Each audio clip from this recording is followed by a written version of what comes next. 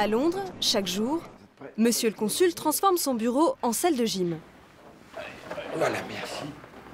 Entre midi et 2, il s'allonge sur la table de réunion pour ses exercices avec son kiné. Allez, on commence par ici. Oui. Allez, c'est parti.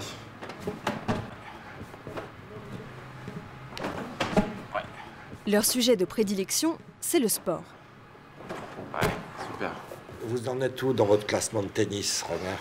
Ah, le classement de tennis, il part en chute libre, là, parce que il n'y a pas beaucoup de matchs en ce moment.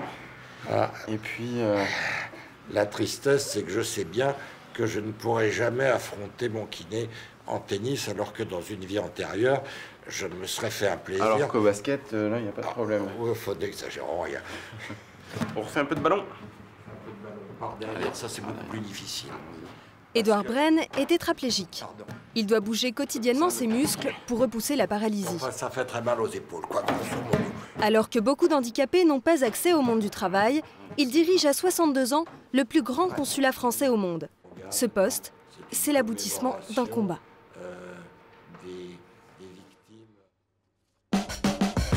C'est l'histoire d'un homme à qui tout souriait.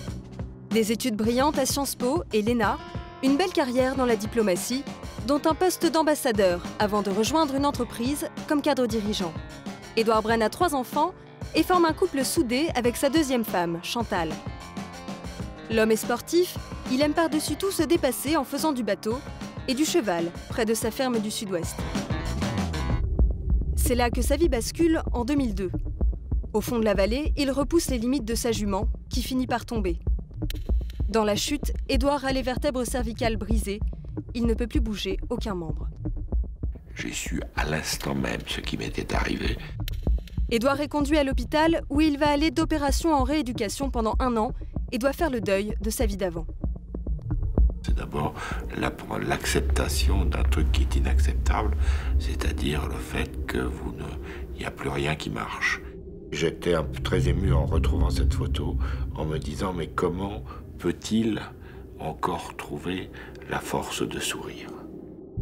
Mais il peut encore bouger la main gauche et son ancien patron lui garde son poste.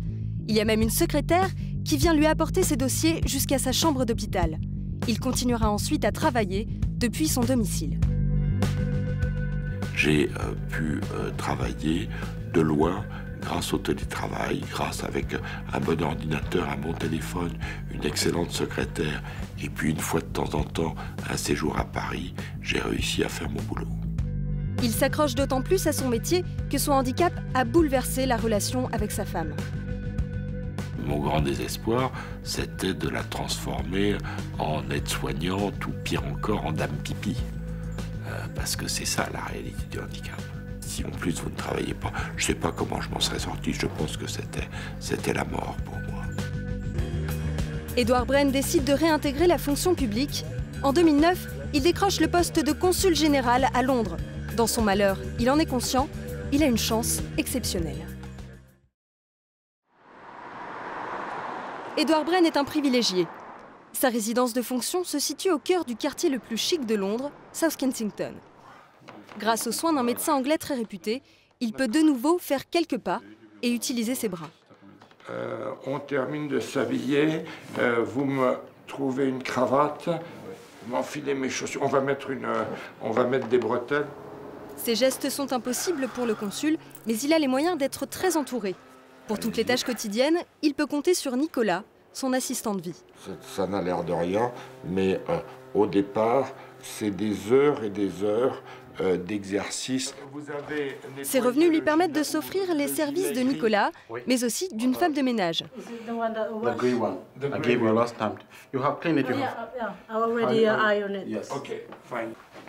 Il a aussi un chauffeur de fonction.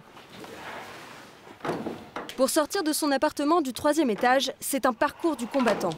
Mais il essaye toujours de voir le bon côté des choses. Si on a des choses trop faciles, s'il y a trop de plans inclinés partout et trop de fauteuils roulants, ben on reste dans le fauteuil roulant. Alors que si on est obligé de faire des efforts, quand on a la chance de pouvoir les faire, ben on progresse. Le consul peut se payer des innovations très utiles. Le must, ce fauteuil à chenilles dernier cri qui lui a coûté 12 000 € et permet de descendre quelques marches. La première fois que vous approchez du vide comme ça, vous éprouvez une certaine peur. Parce que là, je suis tout entier entre les mains de la technologie. J'ai Une peur justifiée, car une nouvelle chute, même de quelques marches, pourrait lui être fatale. Nicolas reste donc vigilant. Mais son patron ne perd pas pour autant son sens de l'humour. Là, on va passer sur les roues. Et maintenant, je vous sème parce que vous ne courrez pas aussi vite.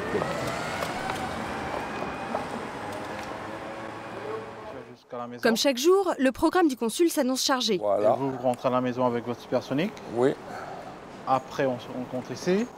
Et du coup, quand on est pour aller à la soirée, je vous mets sur votre fauteuil du bureau. 5 minutes plus tard, les voici au consulat. D'accord. Bon. Consul général, c'est une grosse responsabilité, car il veille sur les 300 000 Français qui vivent en Grande-Bretagne. Et on n'avait jamais vu à ce poste un homme en chaise roulante. Alors ça n'a l'air de rien. Chère Diane, est-ce que je peux vous donner vos parapheurs? J'ai signé les parapheurs légers où il n'y avait pas grand-chose à signer. D'accord, ok. Les autres, je les garde pour tout à l'heure. Chaque geste du quotidien est compliqué. Ah voilà, ça n'a l'air de rien, mais j'ai du mal à attraper mon téléphone qui est éloigné, voilà. Allô? Ah, formidable. Édouard Brenne met un point d'honneur à être aussi efficace que n'importe quel autre consul, malgré les inconvénients du handicap, comme les pauses pipi. Chez lui, ce besoin est difficile à contrôler. Il n'a que 2 minutes pour se soulager à l'aide d'un petit réservoir. Chère Anne-Colette, je suis absolument désolé. Je vais avoir à vous quitter parce que j'ai un problème technologique à régler d'extrême urgence. Ça ne vous ennuie pas? Je vous rappelle dans 5 minutes, c'est promis. Avec le handicap, le diplomate a dû abandonner sa pudeur pour ne pas perdre son autonomie. Hélas, mes collaborateurs savent bien que dans ces cas-là, je me planque dans un coin, mais la réunion se poursuit. Voilà. Pendant sa première année à Londres, la vie de bureau était encore plus difficile. Car chaque journée commençait par un calvaire de 20 minutes. Gravir cet escalier à l'aide de ses cannes jusqu'au 3e étage. Une galère que les employés évoquent pudiquement aujourd'hui. C'est vrai qu'il mettait beaucoup de temps et ça le fatiguait énormément. Ça vous fait du mal de voir ça? Très vache, Khalid. Non, mais c'était des performances sportives extraordinaires. Vous devriez au contraire trouver ça très bien, non? C'est bien parce que ça lui fait faire du sport, on va dire. Voilà. Et après, d'un côté, c'est un peu gênant. Mais pour le temps qu'il me mettait, en fait, pour monter, pour aller au travail, c'est vrai que c'est pas évident. Sachant qu'il y a tout cet effort à faire, arriver au bureau, voilà, tout relâcher et ensuite reprendre le travail. Donc, je le félicite. Merci, Khalid. Édouard Brenne en rit aujourd'hui, mais à l'époque, ces déplacements pénibles l'isolaient de ses employés. Il s'est donc battu pour avoir un ascenseur et ainsi rendre le bâtiment accessible à tous les handicapés. L'investissement a coûté un demi-million d'euros. Maintenant, le consul peut accéder aux différents étages et ainsi faire la tournée de ses collaborateurs. Près de 100 personnes travaillent sous ses ordres, comme ici, au service des visas. Vous ressortez le dossier d'un garçon qui s'appelle Sanogo, S-A-N-O-G-O, et qui a apparemment droit à un réexamen de son dossier. Au travail, il est autonome, Voilà. mais il a besoin d'une aide quand il rentre chez lui. Ce soir, la femme d'Édouard Brenne n'est pas là. Il se retrouve seul avec son assistant de vie. Voilà, c'est bon. Merci. Voilà. Avant, Nicolas était garde du corps de ministre à l'île Maurice. Il est venu travailler à Londres il y a 1 an. C'est ma fille, mon épouse. Il est logé chez le consul car il doit être là même la nuit en cas de problème. Table de fonction, chambre, cuisine. J'ai une petite chambre pour ma fille aussi. Donc, Grâce à son poste, Nicolas a les moyens d'envoyer sa fille dans une bonne école. Mais assister un tétraplégique, ce n'est pas un job qui fait rêver. il faut beaucoup de patience, de la passion, de la patience et aussi l'amour du travail. Donc, Et puis il faut de la sympathie entre les deux. Et ça se commande pas. Les deux hommes sont devenus complices. Dame Chantal qui disait toujours, c'est un vieux couple, vous dites des choses que... Ouais, c'est-à-dire, on est un vrai couple, c'est-à-dire dans la mesure où... un couple très inégal quand même, parce que ils partagent ma salle de bain et l'inverse n'est pas vrai quand même. Hein? Bon, il y a un couple inégal dans la mesure où il y en a un qui donne des ordres et l'autre qui se fait engueuler, c'est ça. Bon, donc c'est un drôle de couple. Avec l'aide de Nicolas, Édouard Bren arrive à mieux supporter sa dépendance.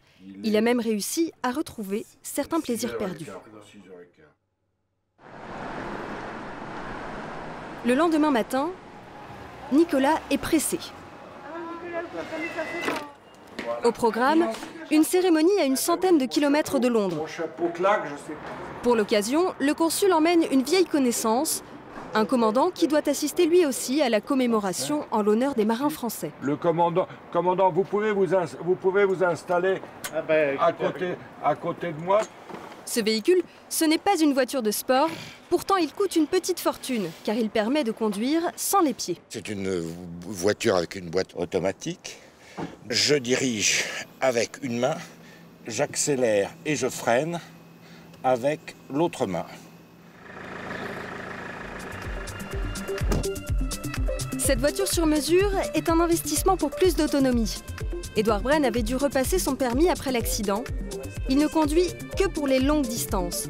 Mais à chaque fois, pour cet amateur de sensations fortes, c'est le bonheur.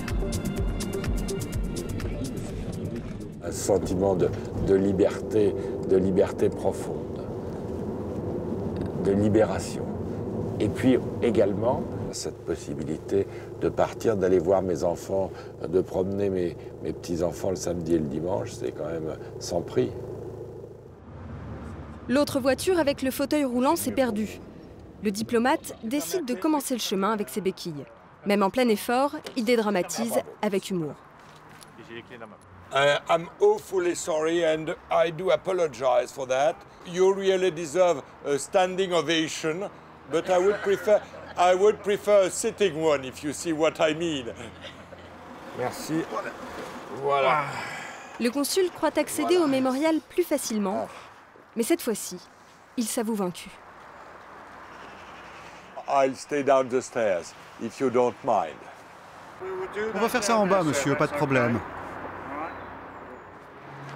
Les Britanniques, habitués dès leur plus jeune âge à intégrer les handicapés, descendent vers le français. All ends well. Il peut commencer son discours. Thank you for your hospitality and for your capacity to keep memory even of difficult events. So long life to Europe, long life to British-French friendship and unity. Thank you. Thank you.